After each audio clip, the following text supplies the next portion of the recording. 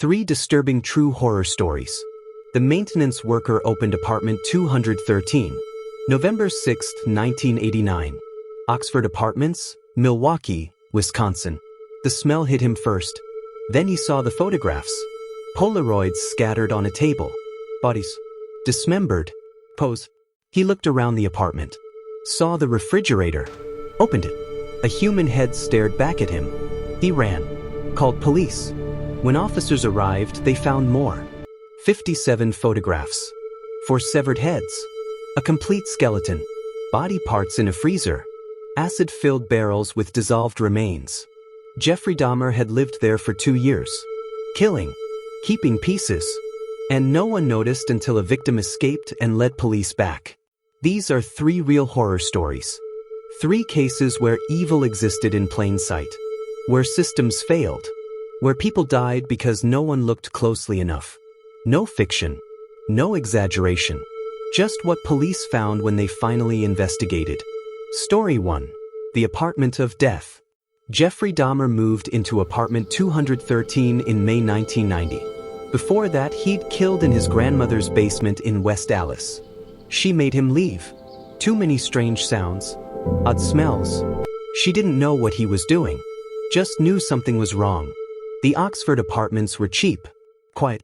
Perfect for privacy. Dahmer worked night shifts at a chocolate factory. Kept irregular hours. Neighbors heard drills sometimes. Saw young men coming and going. But nothing that seemed criminal. Nothing that made anyone call police. Between May 1990 and July 1991, Dahmer killed 13 men in that apartment. Brought them home. Drugged them. Strangled them. Kept their bodies. Sometimes for days. Sometimes for weeks. He photographed them. Dismembered them. Stored parts in his refrigerator. His freezer. Acid barrels. The smell was constant. Neighbors complained. Management investigated. Dahmer said his freezer broke. Meat spoiled. He'd clean it up. They believed him. The smell continued. More complaints. More excuses. A broken seal. Poor ventilation. He always had an explanation. One neighbor heard sawing. Late at night. Rhythmic. Mechanical. Lasting hours. She mentioned it to management. They did nothing. Another heard screaming.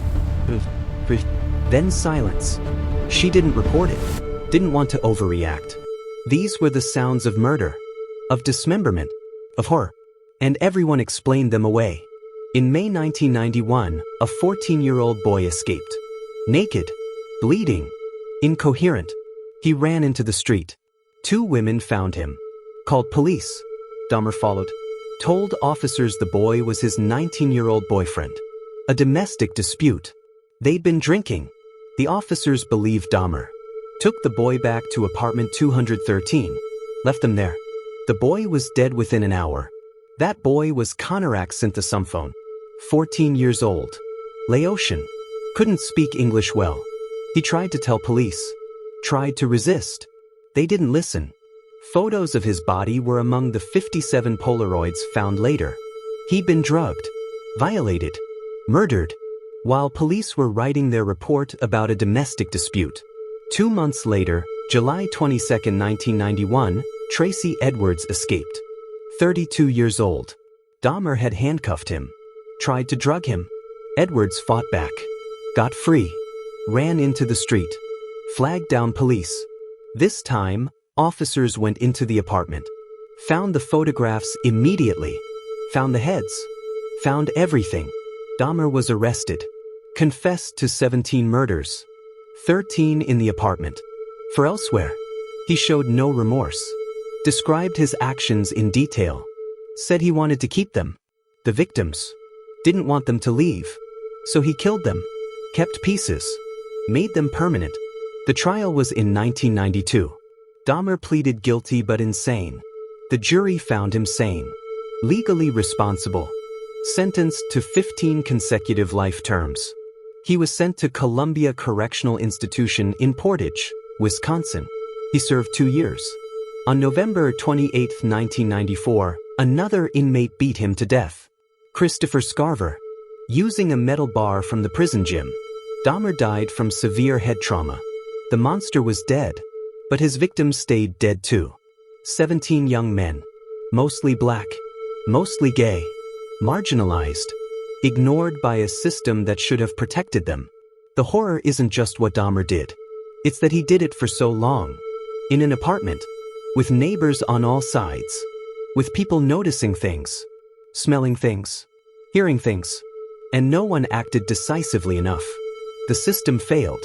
Police returned a victim to his killer. Landlords ignored complaints. Society looked away. The Oxford apartments were demolished in 1992. The city couldn't rent them. Couldn't sell them. Too much horror. Too much death. The land sat empty for years. Eventually became a park. A memorial. But the horror remains.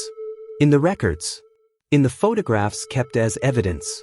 In the families still grieving. Jeffrey Dahmer lived among us. Worked. Socialized. Seemed normal to many. And in private he was a monster. Killing. Keeping. Consuming. For years. In plain sight. Until someone finally looked. Story 2. The Boy in the Walls. February 10, 2014. Paris, France. Neighbors called police. Bad smell coming from an apartment on Rue Myra. Nobody had seen the tenant in months. Officers forced entry. Found the apartment abandoned. But the smell persisted. They searched. Found a wall that looked newer than the others. Recently plastered. Painted differently. They broke through. Found a space behind the wall. Inside, the body of a child. A boy. Decomposed. Wrapped in cloth. Hidden. He'd been there for years. The tenant was gone. Disappeared. The boy remained. Walled up. Forgotten. Until the smell gave him away. Investigation revealed the boy was the tenant's son. His name was not released. Authorities kept it private. He was 8 years old when he died. That was in 2009. He'd been in the wall for 5 years. His mother had walled him up. Then left. Moved away. Left him there. Neighbors were interviewed. Some remembered the boy. Remembered seeing him with his mother. Then not seeing him. When asked where he was, she said he'd gone to live with family. In Algeria. No one questioned it. No one checked. The boy just wasn't there anymore. And everyone accepted the explanation. The mother was eventually located. Arrested. Charged with murder. She claimed the boy died naturally. An illness. She panicked. Didn't know what to do. So she hid him. Put him in the wall. Covered it up. Tried to forget. Medical examiners couldn't determine cause of death. Too much decomposition. 5 years in a wall. In an apartment. In a city. The body was too degraded. They couldn't say if he died naturally or was killed. Only that he died. And was hidden. The trial revealed more. The mother had a history. Child Protective Services had been involved. Concerns about neglect. About the boy's welfare. But nothing was proven. Nothing was done. The boy fell through the cracks. And ended up in a wall. She was convicted. Sentenced to 15 years. For hiding her son's body. For failing to report his death. For abandonment. Not for murder. Because they couldn't prove murder. Only the hiding. Only the terrible aftermath. The boy's name stayed secret. His grave is unmarked. Protected from publicity. He lived 8 years. Died under unknown circumstances. Spent 5 years in a wall. And the world moved on. People walked past that building daily. Lived in apartments above and below. Had no idea a child's body was there. Hidden. Silent. Alone. The horror is in the isolation. An 8-year-old boy died. Was placed in a wall. In an occupied building. In a major city. And no one knew. No one checked on him. School didn't follow up when he stopped attending. Neighbors accepted a vague explanation. The system designed to protect children failed completely. He was there the whole time. On Rue Myra. In Paris. Behind a wall. While life continued around him. While people came and went. While the building stood. He was there. Hidden. Until finally, 5 years later, someone smelled something wrong. Story 3. The Couple in the Trunk. August 1985. Lake Mead, Nevada. The water level dropped. Drought. Years of drought. As the lake receded, things appeared. Boats, car parts. And on August 14th, a barrel. Rusted. So heavy. Park rangers pulled it out. Opened it. Inside, the body of a woman. Decomposed but preserved by the water and the barrel. She'd been there for years. Maybe decades. They found identification nearby. A purse. Waterlogged but intact. Her name was Hattie Mae Nichols. She'd been missing since 1948. 37 years.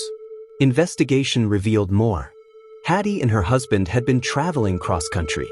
Newlyweds. They stopped at Lake Mead. Never left. Both disappeared. In 1948.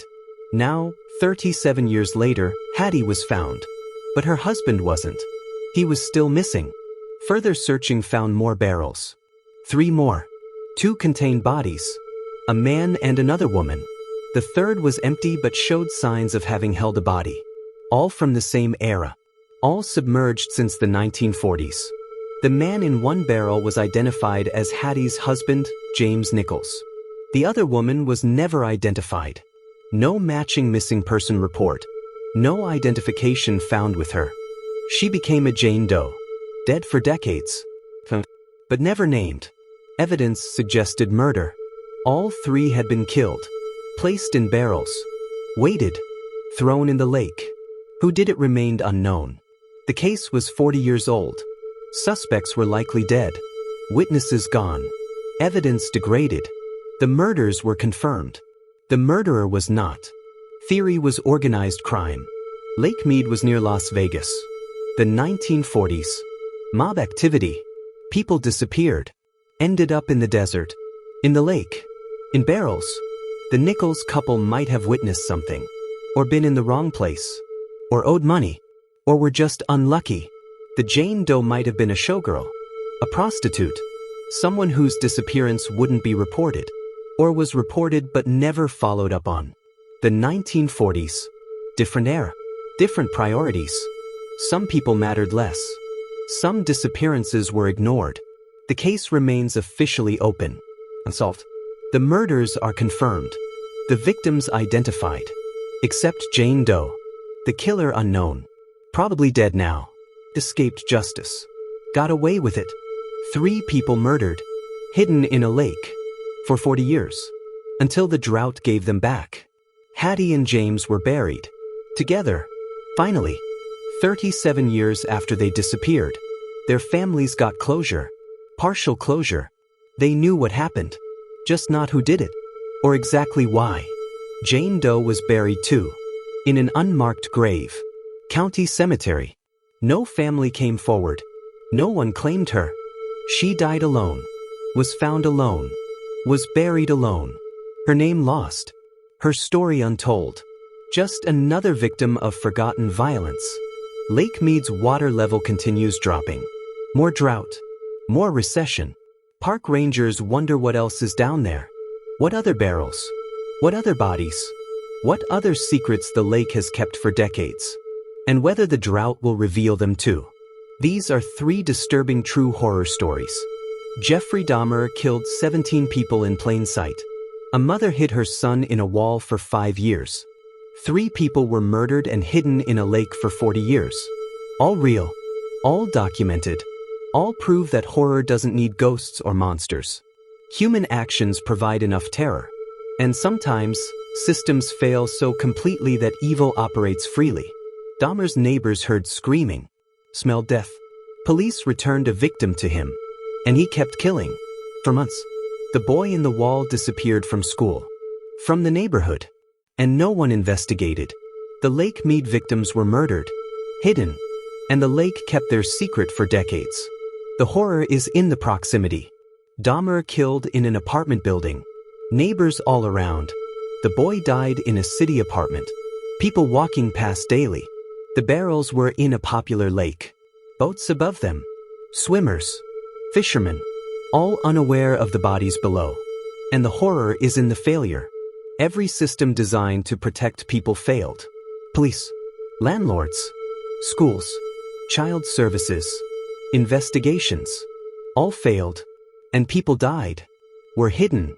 Were forgotten. Until finally, someone looked. Someone checked. Someone found. These stories are real. These victims existed. These failures happened. And the question isn't whether this could happen again. It's whether it's happening right now. Somewhere. Someone living next to horror. Someone walking past hidden death. Someone failing to notice. Failing to act. Failing to save. So you just watched 3 real horror stories that prove monsters are human. Dahmer killed 17 people while neighbors heard screaming. A mother walled up her son's body. 3 people hidden in barrels for 40 years. If these true cases made you check your locks tonight, obliterate that like button. Destroy i.e. like evidence that should have been found. Annihilate it. Want more real horror that proves evil exists next door? Smash that subscribe button and demolish that notification bell. Because we're bringing you documented cases that make fiction look tame. Drop a comment. Which story horrified you most? The apartment of death? The boy in the wall? The lake barrels? Tell us. And if you know true cases we should cover, share them. Your suggestion could be our next video. Share this everywhere. Because Dahmer's neighbor returned a victim. Because that boy's school stopped checking. Because Lake Mead might have more bodies. Awareness saves lives. Here's what should terrify you. Dahmer passed multiple background checks. That mother had prior CPS investigations. Those Lake Mead murders were probably organized crime. Systems failed completely. These aren't ghost stories. These are police reports. Court documents. Forensic evidence. Real investigations into real evil. Dahmer's building was demolished because no one would live there. That Paris apartment still exists with people living in it. Lake Mead water keeps dropping, revealing who knows what. The horror is ongoing. And here's the worst part. Right now, somewhere, someone is living next to something terrible. Someone is hearing sounds they're explaining away. Someone is noticing something wrong and choosing not to act. Just like Dahmer's neighbors. Just like that boy's teachers. Just like everyone who didn't question. More true horror coming your way. Stay vigilant. Trust your instincts. Report what seems wrong. And remember, the scariest monsters don't hide under beds. They live in apartment 213. Behind walls. Underwater. Right next door.